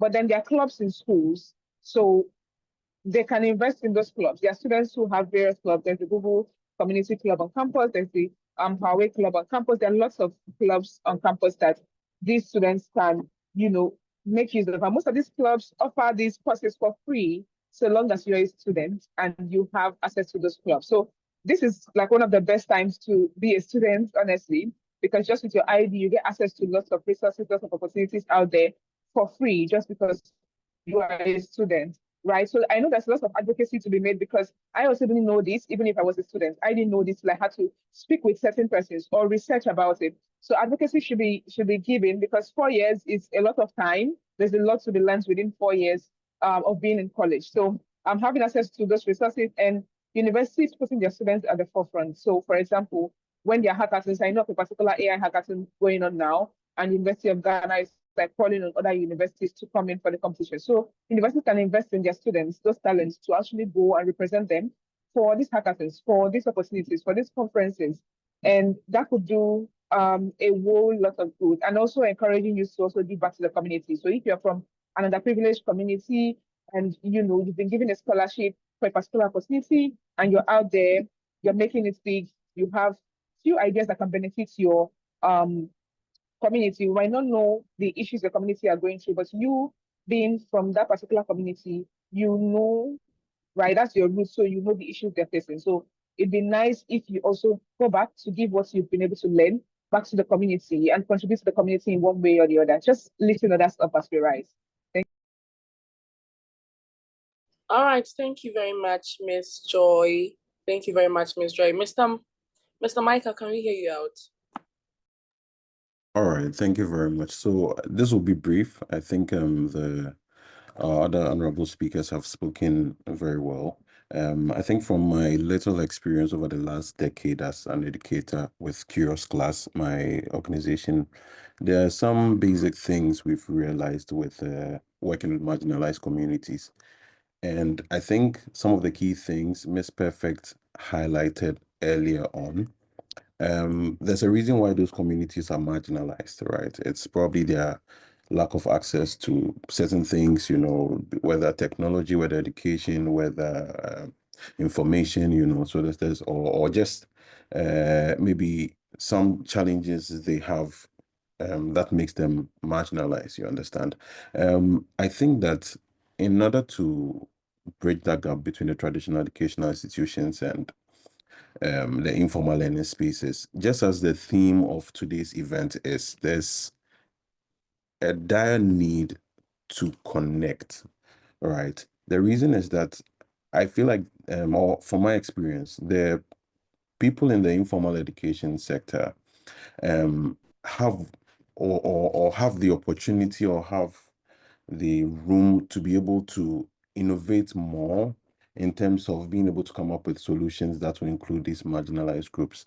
Mainly because with the formal sector, sometimes bureaucracy, and it takes so long to get decisions made and for courses to be updated and all of those things. And yes, I know now some institutions like Honorable Prosper mentioned rightly are at the front end of things. You know, those private institutions are doing their very best, or not private per se, but those institutions are doing their best to be unique. But we have a larger group of public institutions that aren't doing as much to update their courses. Let me be very practical. For instance, we run free trainings for things like web development, social media marketing, and stuff like that across different university campuses. And one of the most common things we've seen over the last 10 years, it's not even far-fetched, is that you have a lot of students who are probably studying all kinds of different courses who are very curious to learn some of these tech skills. But you look at their current curriculum, and it's almost like most of what they are sometimes learning is not even relevant to the current job market. Not that it's bad. I'm not saying that all the institutions are teaching things that are bad, not necessarily. But it's just the pace of updating the content of some of these courses to meet what the current environment needs is just not there. So that's why I'm leaning more towards the informal learning spaces as a way for the marginalized communities to receive that training. But it's not going to happen easily because like I said earlier, there's a reason why those communities are marginalized. So we need to look at what those reasons or those problems are that have made them marginalized, and then build our solutions or build our education or build our training courses along those lines. Ms. Perfect gave an example about going to the Volta region, and then some of the children were asking, so what is AI and all of that, as opposed to other parts of the country where people are rather looking at how to build solutions and all of that, right? And this is something that you're going to see a lot with the marginalized communities. But there's something I want you guys to pay attention to. In these same marginalized communities, for instance, where Miss Perfect went, if you probably were to mention TikTok or Facebook or Instagram, I bet you most of those same people saying they don't know about AI have almost all access to most of those tools, right? So that becomes an avenue to educate them. You understand? Because that's the point of contact.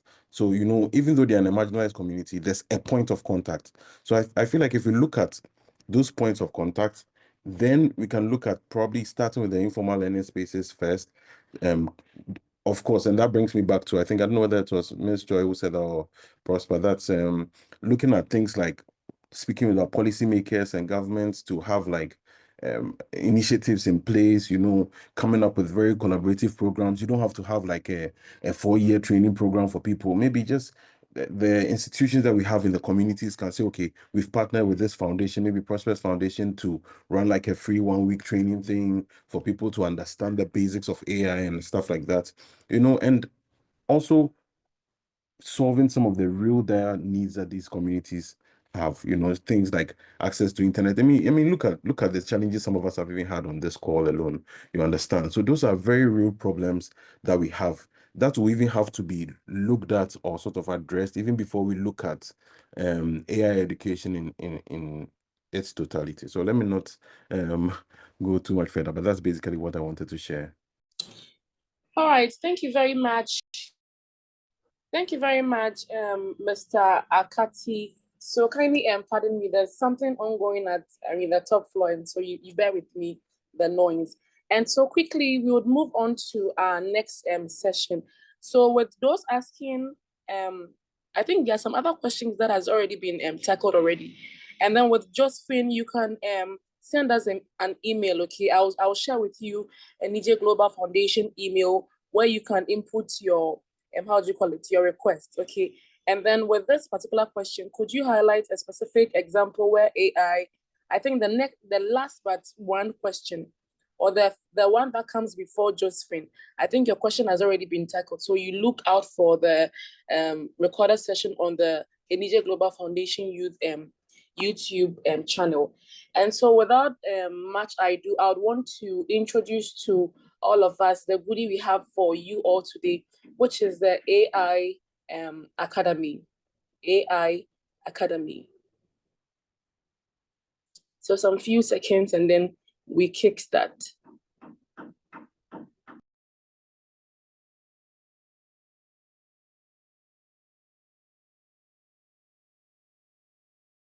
All right, so when we talk of the AI Academy, it is actually an educational initiative that aims to equip individuals and teams with knowledge and skills in artificial intelligence and its application. It focuses on practical learning, demystifying AI, comprehensive curriculum, and then targeted audience. Okay, the importance of how do you call it? The benefits we would derive as individuals for signing up on the Commonwealth AI Academy is point number one. It's going to equip us with the knowledge and skills to excel in AI-related fields. It's also going to enable us to leverage AI tools for career advancement. And then the third importance is it's going to give us a deeper understanding of AI trends and concepts. And all you have to do to acquire these free benefits is to tap on the link. So if you check inside the, the chat box, I think I have shared the Commonwealth AI Academy link with each and every one of us. We are going to give ourselves some time and then we do the creation of account together. Okay, so creation of account together, you tap on the link and then you are good to go. So there's a sign up for Commonwealth AI Academy, you tap on the link. So let's take time to do it together. And whilst we take time to do the signing up of the Commonwealth AI Academy, we, Anijie Global Foundation, have also shared with you a link for feedback. And so what didn't go well? How would you rate the, the event? You let us know so that we'll be able to build upon our subsequent events to actually tailor the event to suit our participants' needs subsequently. And so that's the main purpose for the feedback link. But for the AI Academy, let's all tap on the AI Academy link and then create or sign up and then enjoy these amazing benefits that it comes with. And so we are giving ourselves 5 minutes. I think we are even far behind time. So we just tap on the link and then we try as possible to create the account for ourselves.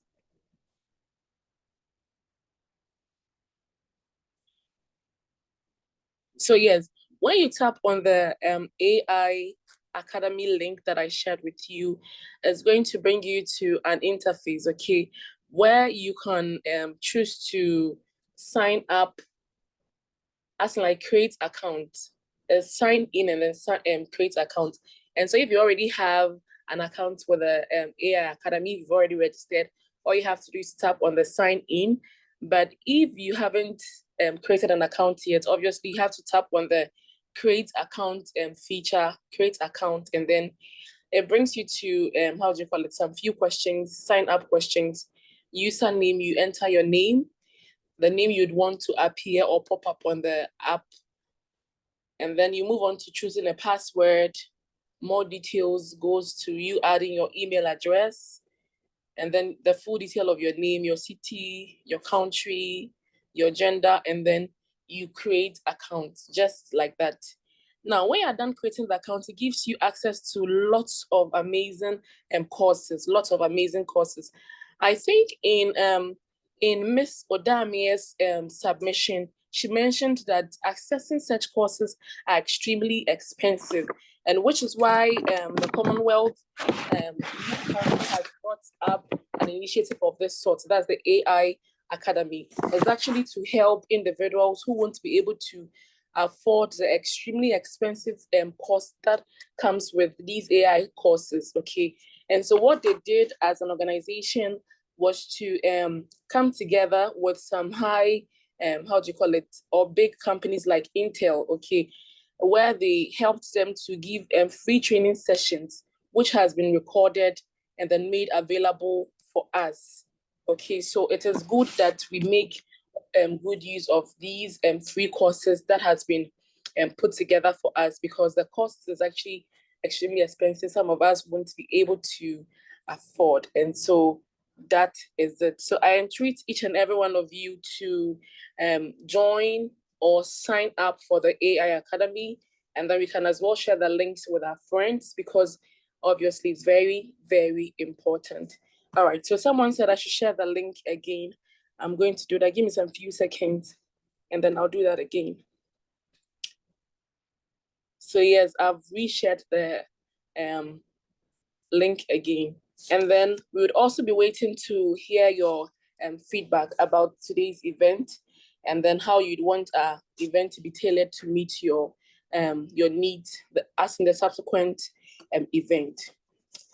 And so yes, our 5 minutes is almost up. I think we are left with 2 minutes to go. 2 minutes to go. I enjoyed every aspect of today's session, and I believe our panels also enjoyed, the session. Over to you, our panels. How was it? Did you enjoy? Was it great? Well, Any of them can talk here.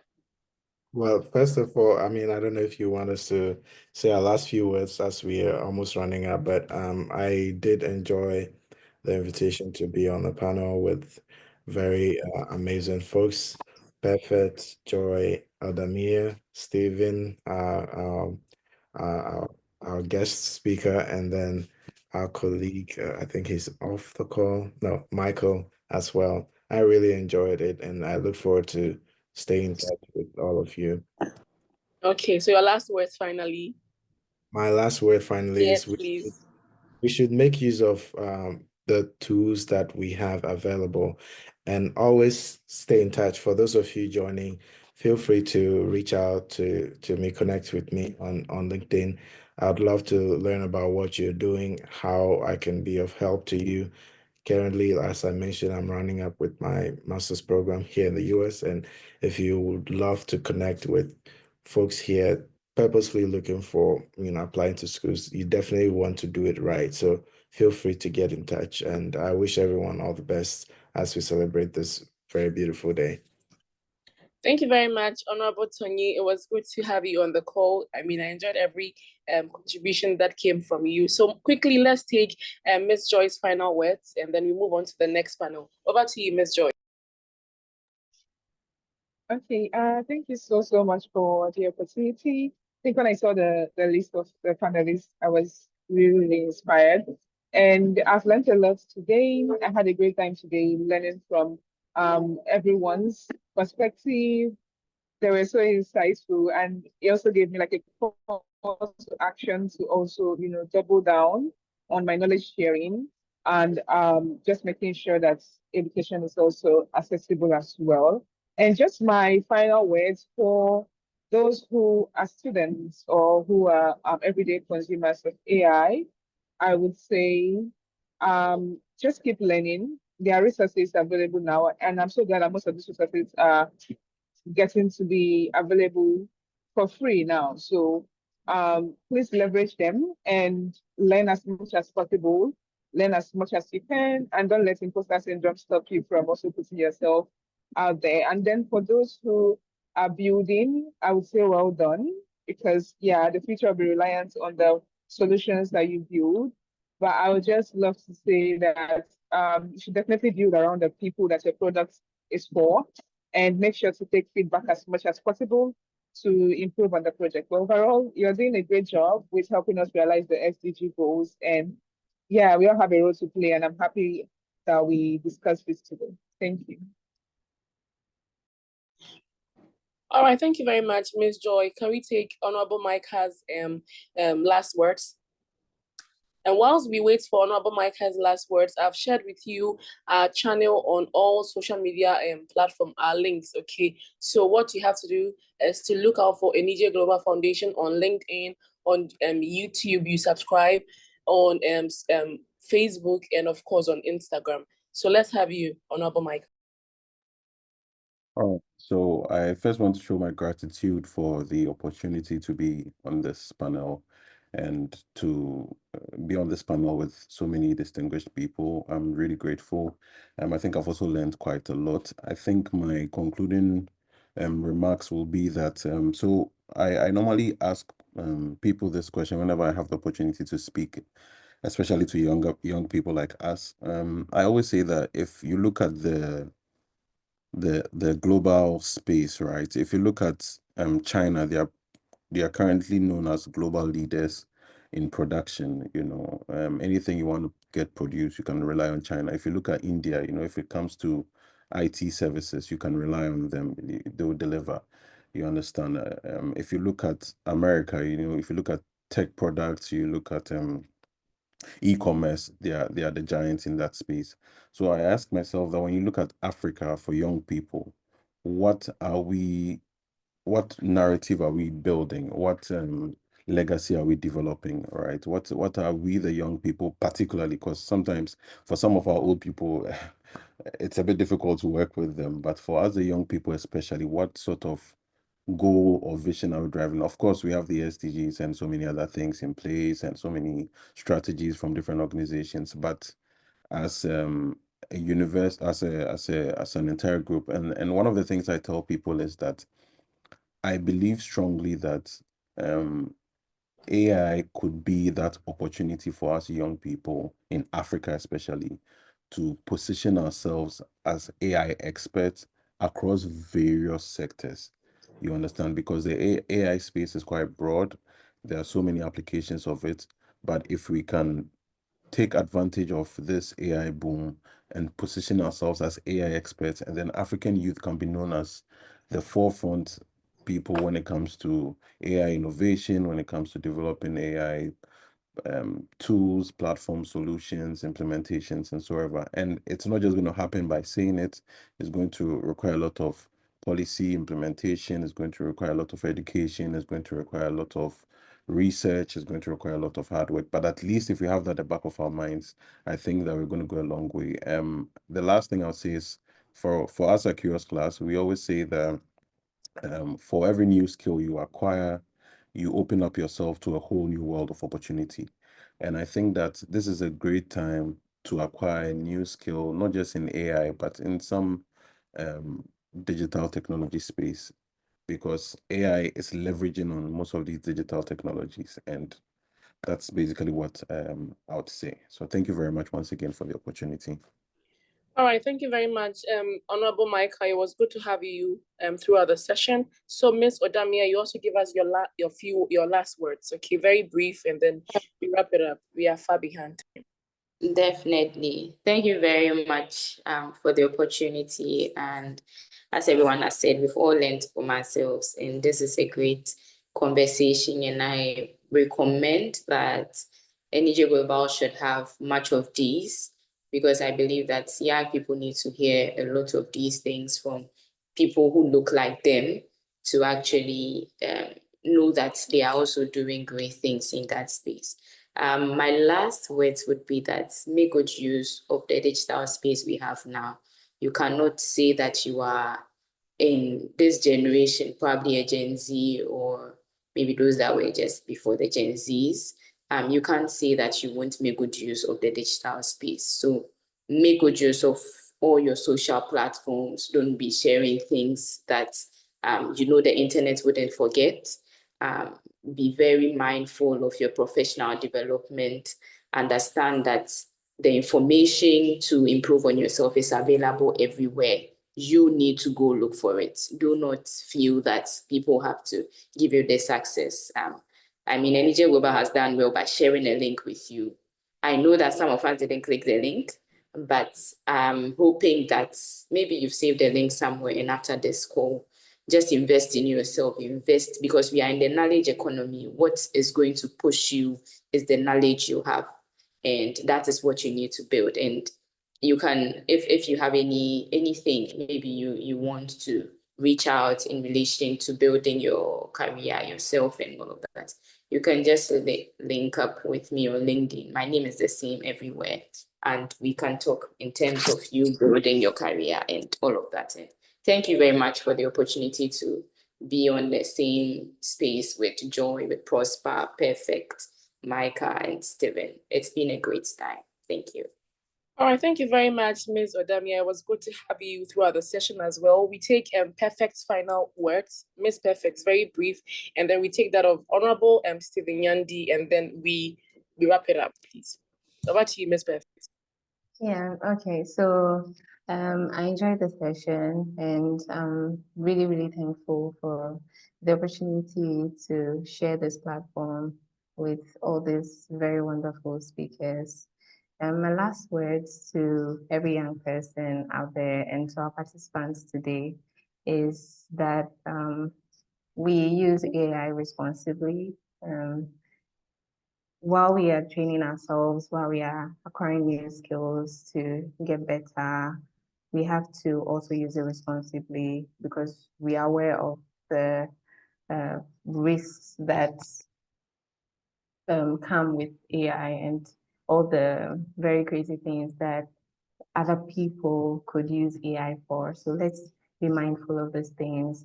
One, of our own safety and of how we use it for the safety of other people. And I would also want to refer to something our keynote speaker said about creating the future we want, and that there are people creating the future. And if we think that they're creating it for us, we lie. Let's also take the initiative to create it for ourselves by being curious to learn, continuously learning, and also improving ourselves and contributing to promoting AI education and inclusion everywhere. Thank you. Thank you very much, Ms. Perfect. Can we have Honorable Stephen Yandi's last words? Okay, thank you very much for having me, and thank you for this very great event. I really enjoyed this session by the panel, and maybe I would reiterate most of the things that all the panel members have been saying, especially Ms. Joy. It's that as students, as youth, let's take advantage of the opportune moment and period we have now.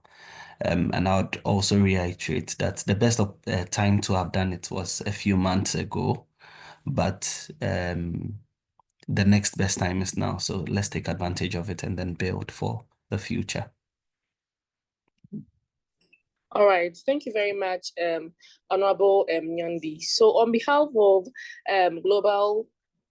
Anijie Global Foundation and Commonwealth Youth Council, I'd want to say a very big thank you to all of our speakers, all our panels, for taking time off your busy schedules to actually be here with us today throughout the session. Even though we've gone a little bit overboard with regards to time, you have stuck and stayed with us. And to our participants too, we are grateful for sticking and staying with us throughout the session.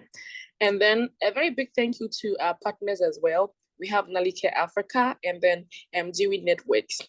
A very big thank you also goes to Commonwealth Youth Council for the partnership and then guidance into creating or bringing such initiative with regards to this event on board. Also, big thank you to our participants as well, again, for sticking and staying with us through it all. And then I entreat each and every one of you to tap on the Anijie Global Foundation social media handles, and then you join or follow us. If there are any questions you'd want to seek clarification, and of course, if you'd want to connect to any of our panels here, you can also connect through, seeking for more inquiries via our channels, about all these, panels, and you can as well follow them on Instagram and then LinkedIn, like Honorable Tony said earlier. So without much ado, we want to say a very big thank you to each and every one of you for making yourselves available for today's program. So until the next event that is going to be organized by Anijie Global Foundation, we call it a day. Enjoy the rest of your weekend and stay out of trouble. Bye. All right, bye. Bye. Bye-bye. Bye.